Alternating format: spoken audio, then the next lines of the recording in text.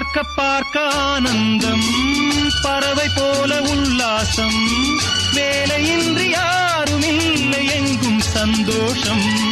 வெறும் பேச்சு வெட்டி கூட்டம் ஏதுமில்லை இந்த ஊரில். கள்ளம் கபடம் வஞ்சகமின்றி கண்ணியமாக ஒற்றுமை உணர்வுடன் வாழும் சிங்கப்பூர். அக்கரை சீமை அழகினிலே மனமாட கண்டேனே.